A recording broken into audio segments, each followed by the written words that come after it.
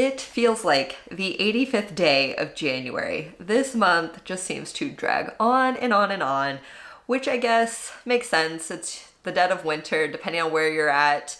It could be snowing, icing, or here in Nashville, it's just rainy, rainy, rainy. And so we're all cooped up inside, and this month just drags on, which I guess is what makes it the perfect month to reflect on the previous year, on what all you've accomplished or didn't accomplish, and make resolutions for the new year. So starting with January, my sister and I went to Gainesville, Florida to visit our grandma, which we had done the previous year as well. Gainesville is a good big town, small city. It has like 140,000 people.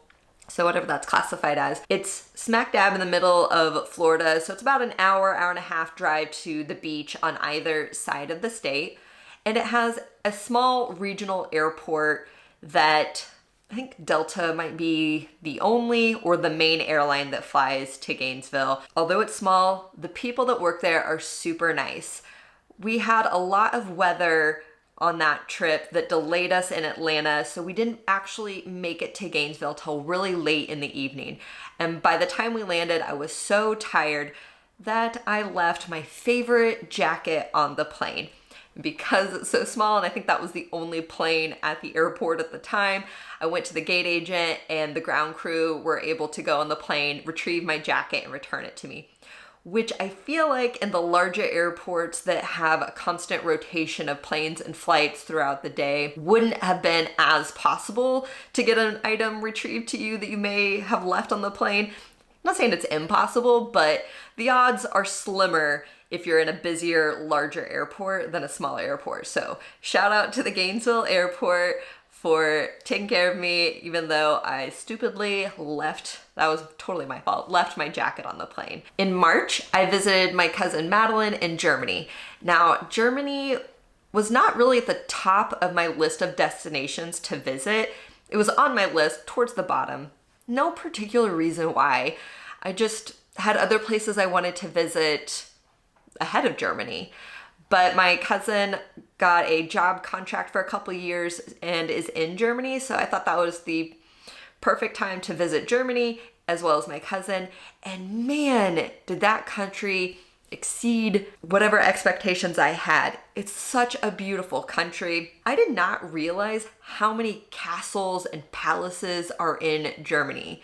Now, I specifically went to Stuttgart and the surrounding areas, but I was basically visiting a castle or palace every day that week for my trip. And they were in various stages of ruin or opulence. Some that we had visited, people still lived in, while others were in complete ruins, and you're just kind of seeing the skeleton of the castle. Got to visit the Black Forest and have Black Forest cake, which to this day, I am still craving Black Forest cake. But on that trip, I had a couple of different situations that happened that I had to learn to adapt to that I hadn't previously experienced while traveling. My international flight where I landed in Paris, someone had mistakenly taken my carry-on suitcase. So that was a whole situation that I had never experienced before and had to go through. So shout out to the Air France gate agent in Paris that helped me get my suitcase back since I traveled carry-on only. That was all of my clothes and all of my stuff, so that was very stressful. Learned some different things about myself and just growing and how to be adaptable in different situations that you may encounter when you travel. In June, my family did a big family beach trip in Orange Beach, Alabama, which if you've been around for a while, my sister, her family, and I, we go to the beach every year, kind of on the Gulf Coast side of either Alabama or Florida. I feel like mainly people go to the Florida side. That's really what's more popular. But the Alabama side of the Gulf Coast, I feel like is just as pretty and is also like a little bit less expensive. So it can be a great destination if you're doing a larger family beach trip. So when I say larger family, it was all of my siblings and their kids, my dad. There was a lot of us on this beach trip at various times during the trip. We were able to find a large beach house on the beach that could accommodate all of us. And there were so many different activities that the kids could do, not only go to the beach. The house also had a pool. So having an option to go to a pool is a great amenity to have. They can still play outside, be in the water, but not have the force of waves knocking them down or sand getting stuck everywhere. In July, I did a solo weekend trip to Boston, Massachusetts. Had a lot of fun. Boston is a great city to visit. There's so much history there, so many sights and things to see and do. But the biggest downside for me is that it's so expensive. The accommodations, the food, all of that is just so expensive. And as a solo traveler, you're paying for all of that and you're not able to split the cost with your travel partners because obviously you're by yourself. If your budget is large and you don't care about price, it's a great city to visit. Loved it, had so much fun. But if you're very budget conscious and don't want to spend a lot of money, it can get a little challenging. In September, my sister and I did a weekend girls trip with our sister-in-law, also named Katie, to Fort Walton Beach, Florida. Now, the weekend that we went in September, wildlife on that trip, from dolphins jumping out of the water to jellyfish, the pink meanie, some different crabs, manta rays. There was so much wildlife that we got to see. Since it wasn't as crowded in September as it is in the summer months, I felt like it was a little bit easier to see those wildlife because they were more prone to come closer to the shore with less people. So it's such a great weekend to see the different wildlife in the water. Then in October, I did 2 different trips, both in Missouri. At the beginning of the month, I went to Kansas City for one of my childhood friends' wedding. Had a blast. If you haven't been to Kansas City at all, or even recently, I would say look at booking a trip to fly. And I'm talking about their airport. They recently renovated the airport and it is amazing. There's so many different local restaurants and shops and some different things for kids to do to keep them occupied. The renovations and the new terminal make Kansas City's airport amazing.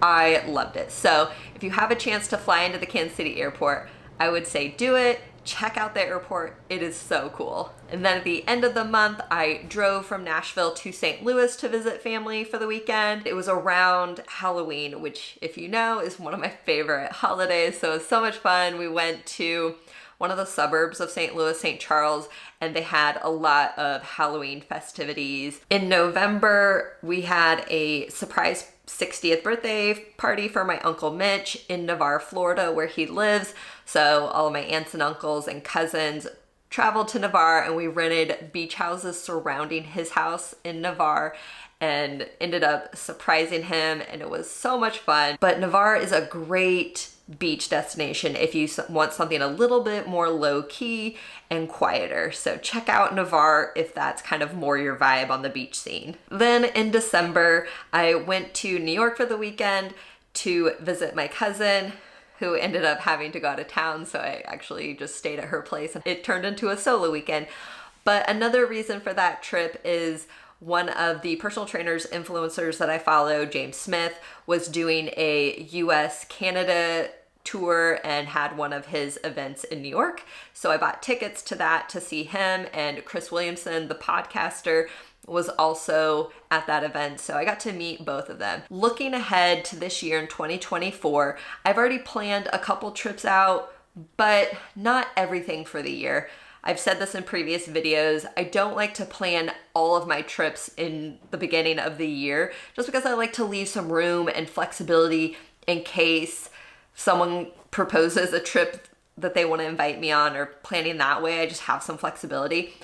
But kind of what I have planned so far, next month in February, my sister and I are making our way to Gainesville to visit our grandma, Gainesville, Florida. So we're gonna do that trip again in February. In April, I'm looking at potentially going on a work trip to Greenville, South Carolina, which I really hope that trip happens because I've never been to Greenville and I've heard a lot of great things. There's a lot of outdoor activities and has more of that small town vibe. So I've heard a lot of great things about Greenville. So I'm looking at potentially Greenville, South Carolina in April.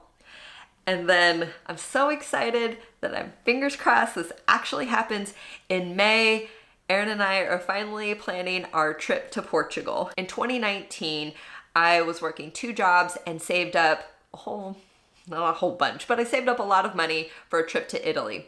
When I returned from Italy, I didn't actually spend all that I had budgeted, and so I had enough left over that I wanted to do another trip. So I reached out to my cousin Erin, who's another avid traveler like me, and said, hey, do you want to go to Portugal with me?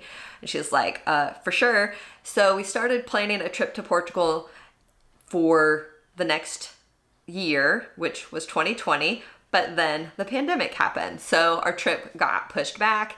Then Aaron moved from Chicago to New York. Our trip just kept getting pushed back due to all these different weird situations and circumstances, to the point that it was kind of a running joke. Is this trip actually gonna happen? So we have it planned for May. She's requested the time off and got that approved. I've purchased plane tickets. So fingers crossed, nothing else happens and gets in the way that this trip actually happens. I'm so excited. Then kind of the rest of the year is open. I go to the beach a lot. We don't really have a huge family beach trip planned this year. My sister and I are actually planning an international trip for 2025 to kind of replace our annual beach trip. So we're saving up and planning that. But I have the rest of my year open. I have some tentative trips planned that I don't know if those are actually going to happen or not. Like I said, play it as it goes and see what actually happens throughout the year. And that's kind of what I have going on. Leave a comment down below. Let me know what trips you have planned. What are you excited to visit? What place are you excited to visit this year? Let me know, and I'll see you in the next video. Ciao for now.